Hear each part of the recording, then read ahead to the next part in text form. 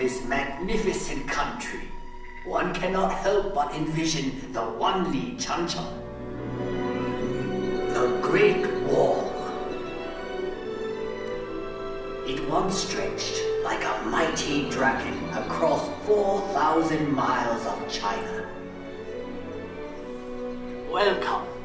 I am Li Bai, a poet of the Tang Dynasty, and I have returned to share with you reflections of my beloved China.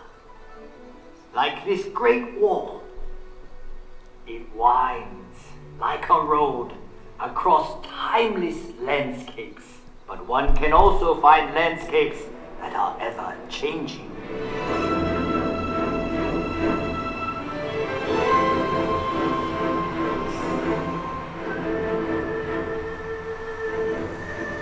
Shanghai, a city forever reinventing itself.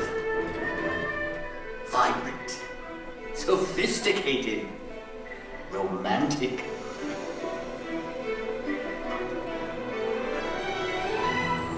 As Shanghai reflects modern China, historic Nanjing Road reflects modern Shanghai.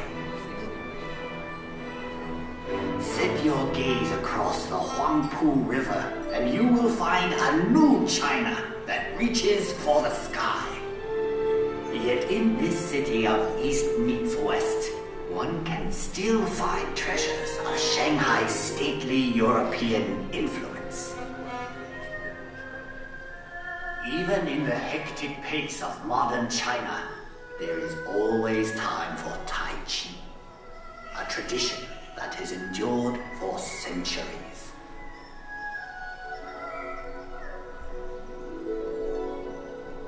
Up here on Huangshan, at the Sea of Clouds, painters and poets like myself have been inspired for generations.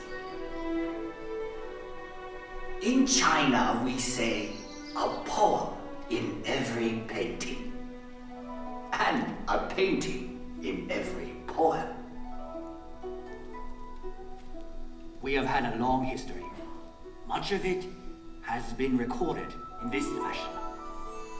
However, it may be said that the history of the Chinese people is not written in ink, but with water. The mighty Yangtze River.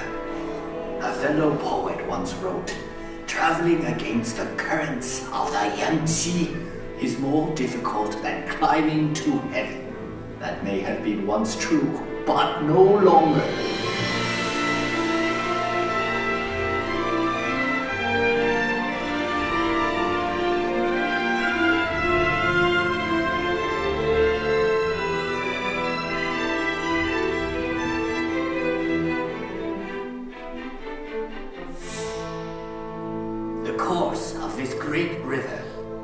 Mountains and valleys touches the lives of 500 million Chinese.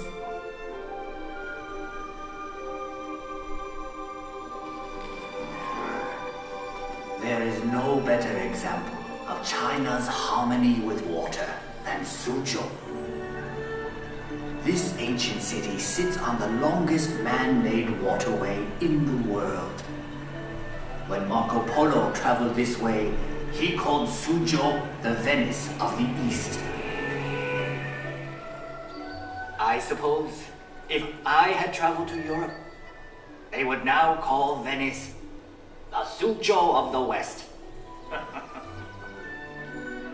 So vast is China that even within her borders are many exotic lands and contrasts. From the serenity of Heavenly Lake to the busy night market of Urumqi. Here one discovers that Xinjiang Province is home to many ethnic peoples with their own unique customs and their own unique cuisines.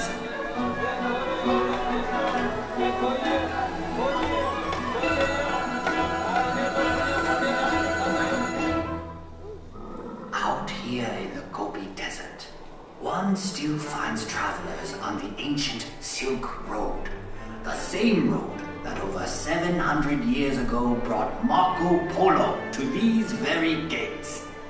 The gates of Jiaoyuguan, the extreme western end of the Great Wall. A visit to Inner Mongolia shows us a reflection of an earlier time. Here, the nomadic people still live much as they always have.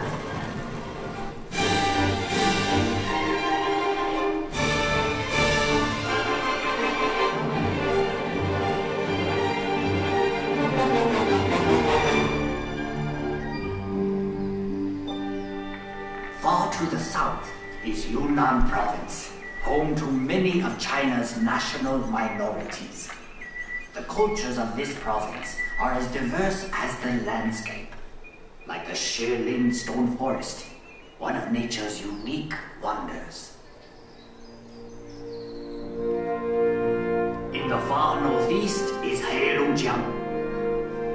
Although winter here can last 6 months, the people celebrate by carving magical sculptures of ice.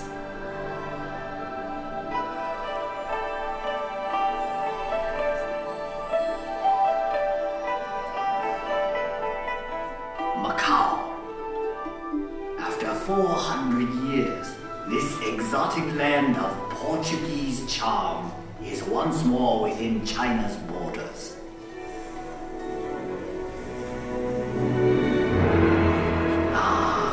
Hong Kong, one of the most exciting cities on earth.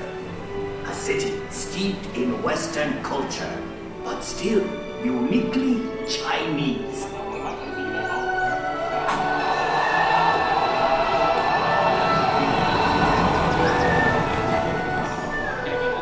Even Hong Kong's buildings, thrusting ever skyward, reflect the city's vitality. Hong Kong, ever on the move. Yes, the Chinese landscape changes swiftly, but one can also find enduring legacies that reflect our past.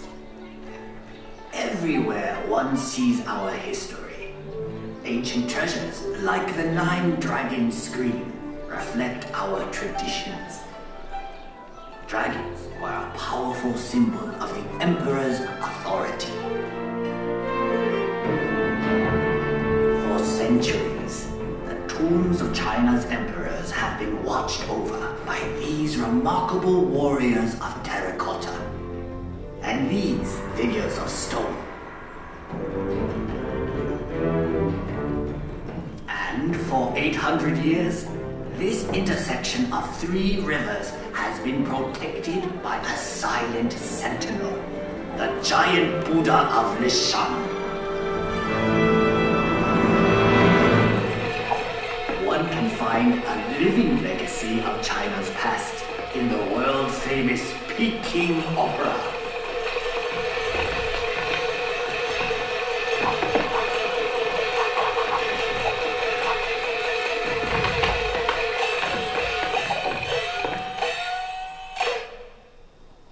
In the center of Beijing is perhaps China's greatest legacy, the Forbidden City. Imagine courtyards that could hold 100,000 members of the imperial court.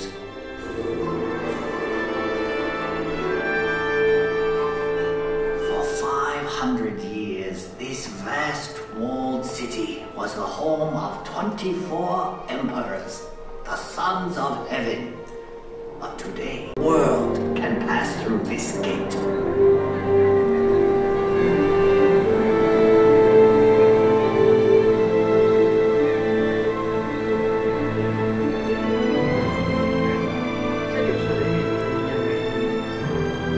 Tiananmen Square.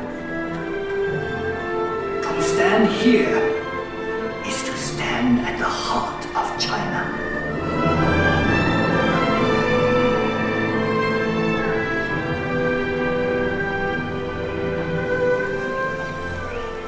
Beihai Park was once a playground for the emperor, but now It is a playground for all of China.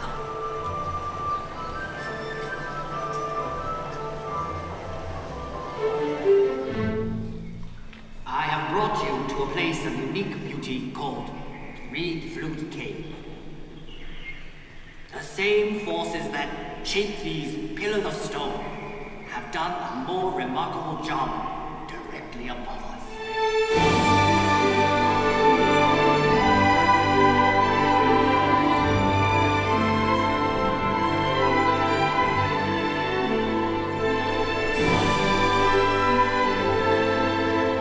The landscape of Guilin is unsurpassed in all of China. Countless artists and poets have struggled to capture the unique beauty of this region. The Li River winds like a silver snake through these scattered dragons' teeth. I once wrote, "Whoever looks on this loses himself in eternity."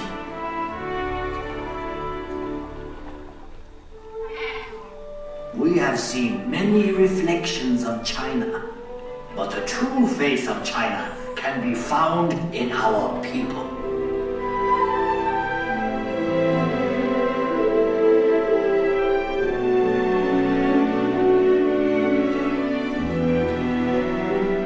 We have now come full circle. Sadly, that means this is where we must part. But I hope you will return to China someday. I'll wave of the hand now, and I am gone. Lowering my head, I dream that I am home. Until we meet again, 再见.